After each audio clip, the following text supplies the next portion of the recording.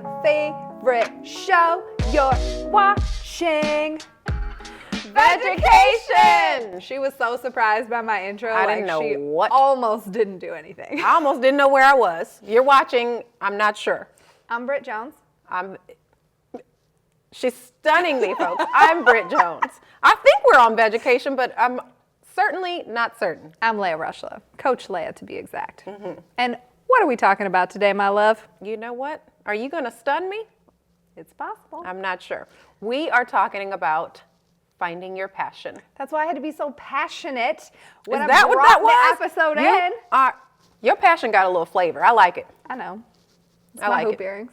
Mm-hmm. Every time I put them on, just flavor, passion. Flavorful. Everything comes out.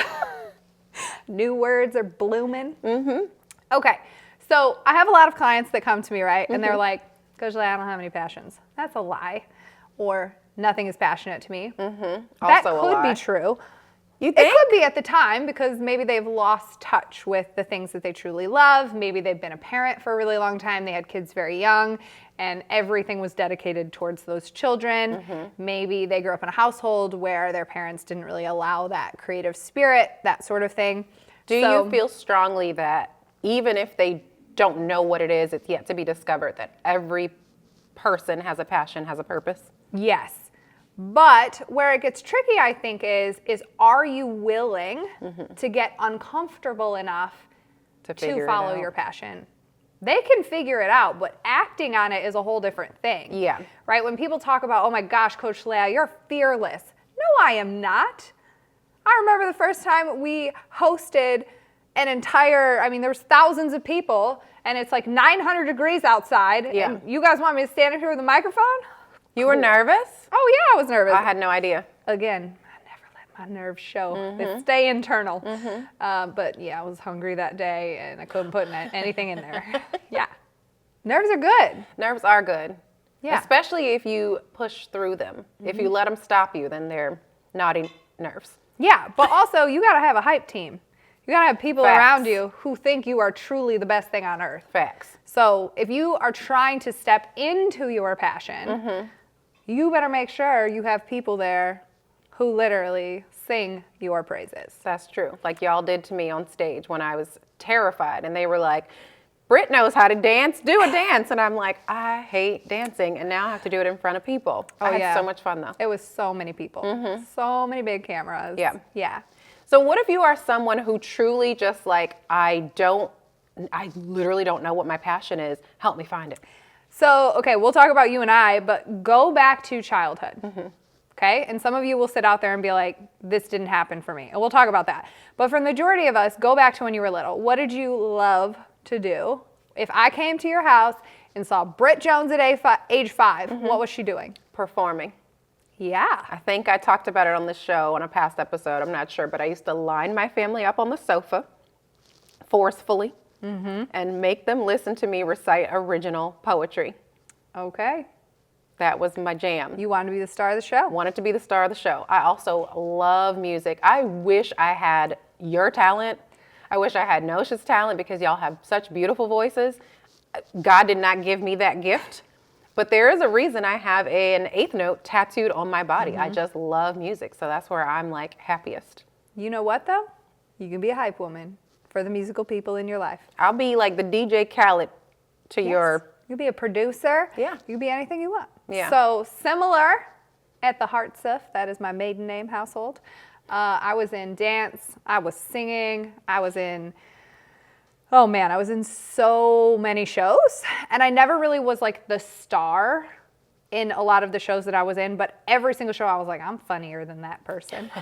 I really wanted to be the star of my own show, very similar to you. Yeah. I thought about, being on the news. I think Me we both too. talked about that. Yeah, because we were like, we can be a reporter, but turns out I don't think we could because we curse a lot. It would be a really strange phenomenon for us to try to make the news entertaining. We just are in a society where but they also kind of have their own language, right? It's not going on. Where they have to talk in a way. Welcome to, Well, you know what? Nowadays, there's people like, I forget the guy's name. He's a meteorologist from North Carolina, and he's the one that like does the TikToks, that does the dances. And then there's another one who on his TikTok, you'll say like, try to work in this song or these lyrics. And then he's like talking about the news and he's doing like Eminem lyrics or Britney Spears songs. So I don't know, maybe there's hope for us yet on the news. I think it's getting there is what we're saying. But the key is if you had fun doing a specific thing, I don't care if it's gardening, I don't care if it's riding a bike, you can turn that into passion. And, you know, not everyone wants to combine their passion into a job, right? Not everybody wants that, and that's okay. Yeah. But you still have to play with your passion on a regular basis. You know, there was a long time, like, I didn't sing. Yeah. And so I'm just starting to get back into exploring, like, what does that look like? What capacity? Because forever, I had such poor image about myself and how I looked. Aww. So I couldn't stand on a stage and be judged. And by the way, there are a lot of people out there judging singers. I'm talking about like the Super Bowl halftime this year. And I'm like, y'all can't sing. Right. You definitely couldn't stand in front of millions of people while pregnant singing. So shut your mouth. Thank you. Yes. So start there. Yeah.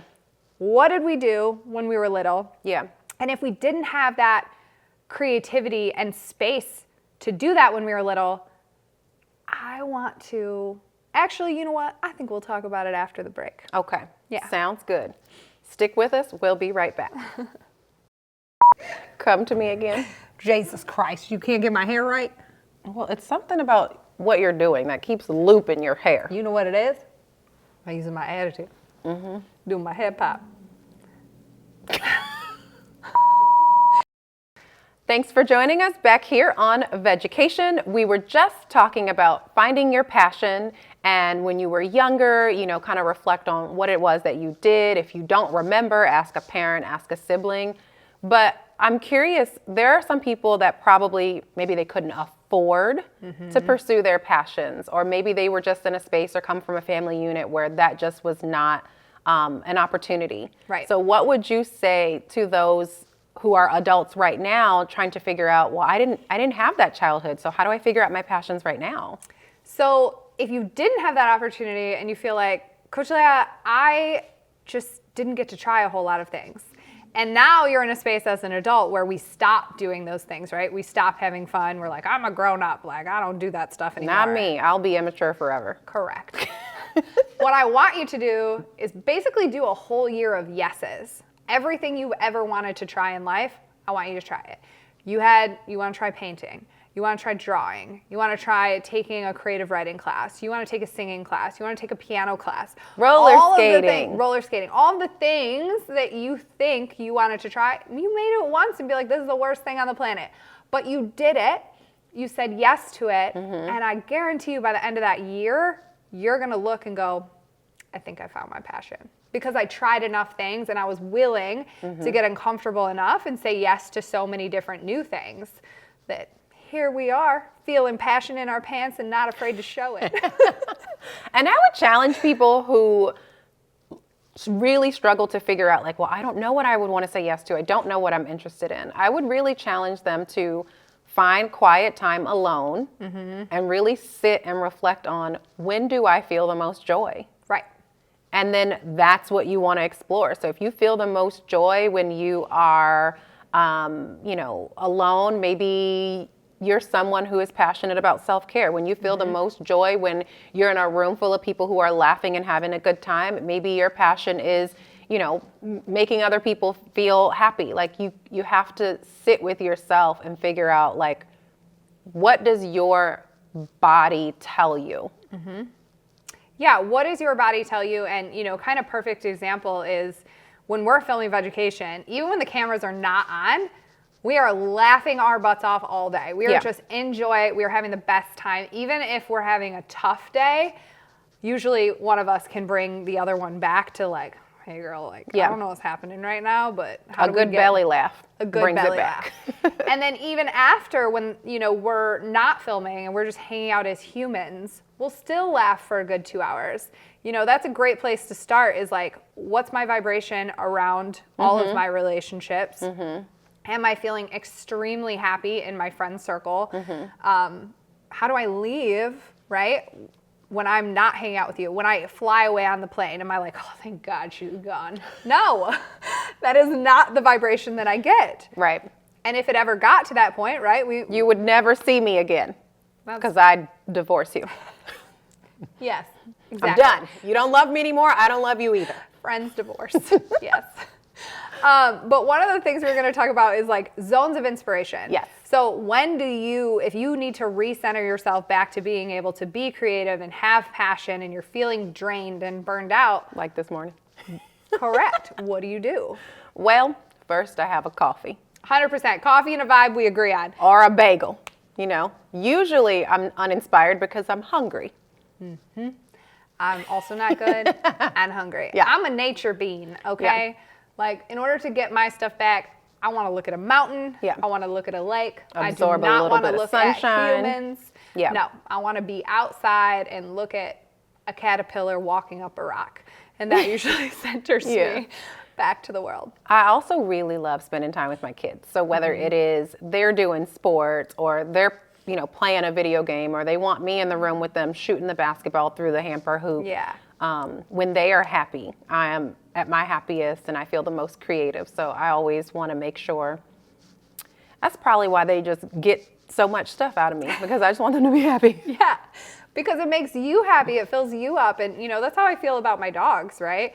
Like, my old dog is very old, and I know I don't have that much time left with him, and it's so sad, but I love making him comfortable and knowing that, like, this boy is going to go out on top in the nicest bed, you know, with the best food. Yeah. And then the little one, he's just a terror, but he makes me so happy because he can just laugh and, you know, like play and throw his toy up in the air and play all of these games. And, you know, to see like two different stages of life with animals, it's beautiful, but also hard at the same time. But, you know, again, it centers me. And then spending time with my husband, we're the same way. Like, we family. love being with our partners. And, you know, I've been gone from Jay for 2 whole days, and I was trying to book a flight home early today. And that's ridiculous, but that's what we want out of love. Yeah. You know, and I think we want to radiate love. So that's another zone of inspiration for me. For sure. Is radiating love always produces creativity, because making someone else's day, whether you run into them at the airport, whether it's at the gas station. We ran into a guy at the hotel yesterday where we, you know, tried to make his day. Oh my goodness, yeah. Yeah, because he wasn't necessarily talking nicely about himself. And Vedgecation will never let you do that. You cannot talk down on yourself around us. Like, we don't stand for it. We are all about self-love. Yep. And empowering people to, there is something good inside of each and every one of us. Yep. And how dare you not see it in yourself, because we will pull it out for you. We will. And, you know, it doesn't Kindly mean, and gently. It doesn't mean we don't have hard days. Yeah. But on those hard days, it's about turning to the people that, again, will bring you up. Yep. To the people, to the things, to the activities and the experiences that lift you out of, into your zone of creativity. Zone of creativity. And if you just don't know where to start, again, work with someone. Work with someone who's an expert about bringing out creativity in others. That's how we get better at someone. We work with someone else who's already done it in their own life. So next up, we're going to be talking about the emotional guidance scale. So we're going to take a quick break, but don't you move. Hey, you can't be over here, sir. Oh, sweet boy. I know she's mean. You know the rules. Come on, dude. You gotta go back. She said you wanted to come, like he asked her. Yeah. Really did. Welcome back to Vedgecation, your favorite show. We're going to talk about the emotional guidance scale, which I'm super intrigued to learn about, because I want to guide my emotions on a scale. So Abraham Hicks, I love Abraham Hicks, and she has the emotional guidance scale. A lot of people. A lady named Abraham, sign me up for whatever she's selling. I feel like that's. I don't know her actual. That may be her stage name. That's okay. I'm not sure. She's a vibe. I agree. A lady named Abraham. I'm I rolling. agree. I'm rolling I'm with with it. it too. And if you're a boy and I messed up, oops, there too. But anyways, Abraham Hicks emotional guidance scale. A lot of people in the manifestation space use it. A lot of people are utilizing it to really check their emotions on a Okay. regular basis. I like right? to check people. You know me. I'm a checker. Yeah, you are. Put that chest in it. Right? Sometimes It does feel good though. Sometimes your emotions got to be checked, and sometimes a bitch got to be checked. Okay? Okay. When we're looking at the scale, so there's 22 different emotions Okay. that are on this guidance scale. And so when I'm working either with a new client or with someone who's like, man, my mindset is just not good, I have them follow the emotional guidance scale for like the next week or 2 weeks. And then about, every 3 to 4 hours, check in and write down where they're falling on that scale. Okay. And sometimes, because we want to be in my head, again, I'm not an expert on this topic, but this is what I believe. We want to be in the top 7 on the emotional guidance scale. Can you guess what the number 1 emotional state we want to be in to manifest, to create, to live our best life? What do you think it is? Joy and gratitude. 100%. Joy, appreciation, empowerment, freedom, and love. Yeah. Right? When we're loving, Yeah. we are manifesting, we are creating our best life, we are being the best. Love is the thing. Love is the thing. So then we have passion, right? We have enthusiasm, we have eagerness, happiness, all of those states. I think even 7 is contentment, right? So even though it's a little bit lower down, we are content with where we are right now. Yep. We realize that we don't need something to give us happiness, right? Yeah. Because whenever we think like, if I get this next house, I'm going to be happier. Or if I get a new body, I'm going to be happier. Because the reality is, we won't. Yep. And we talked about this last night because it was a conversation around like money and how people associate money, or like maybe they feel like, oh, if I just had all these things, I would be happier. And so you had said something along the lines of money's not going to fix you or your problems or make you any happier. If you're happy now, money is only going to elevate that. If you're miserable now, guess what? You'll be rich and miserable. 100%. And so, when I'm talking to people through this, it'll just be really interesting because they'll be like, oh, well, I'm kind of happy most of the time. And really they might fall into boredom, right? Which isn't super low on the emotional guidance scale, but it's not high either. Yeah. I think it's 8 or 9 on the emotional guidance scale. And we are going to post on our website, so you guys will be able to see it, Vedgecation.com. Yep. And you can look at the full list and, check yourself with your emotions. Yeah. Can you guess what the last, like the lowest vibration on the emotional guidance scale is? Sadness. Close. Wait, Yeah, so well, number 1 was joy, right? number 1 was joy. And then it goes down to number 2, love and joy. 22, if 1 is love and joy, 22 is anger and hate. It's so funny Is it not the because opposite? I think anger is only 17. Like people would think anger would be the last one. Yeah. But when you're at anger, there's a reason. And so when you can find the reason, then you'll start to move up the scale, right? But when we're in hopelessness, fear, grief, depression, despair, that is the absolute lowest that you can be. And I've definitely been there. Yeah. That definitely makes sense because to your point, if you're angry, you are feeling, you're still having a strong emotion. When you're in that like hopeless state, you're like pretty much defeated, right? Yeah. You have nothing to fight for. And, Yep. Yeah. You feel like it doesn't matter what I do, life is going to be the same. And the reality is you can always move up. So even jealousy is pretty low. So I think jealousy is 20 or, Lower than anger? yeah. Because jealousy is what? A feeling? Well, yeah, but like you're You know I don't comparing. like pop quizzes.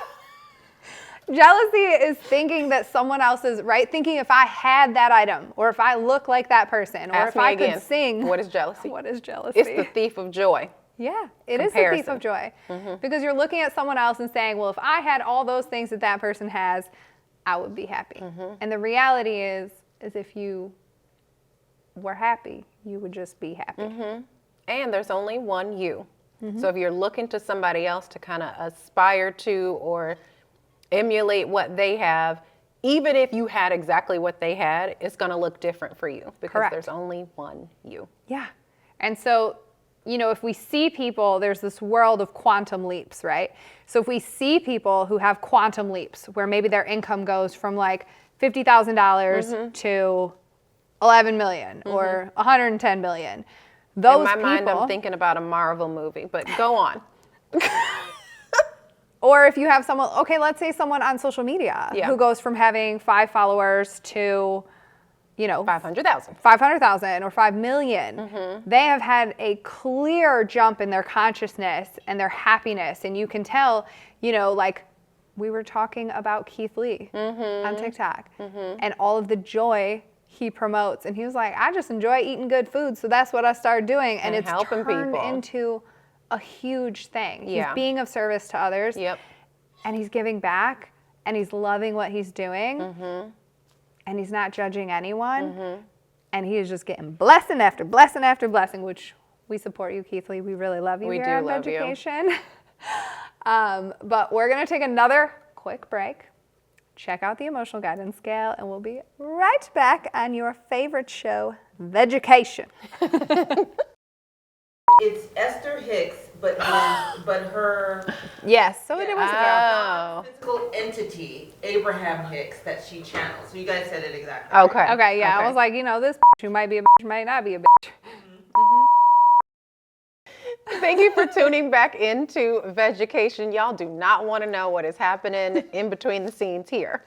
But this is what you want to know. How are we going to wrap up this episode? And I had a thought.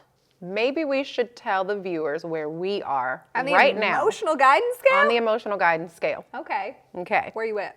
I'm like a 2-4, positive expectation, belief, and passion, because I'm with my bestie. Yeah. I'm in the Vedgecation vibe. I receive that energy. My face is my face. Okay?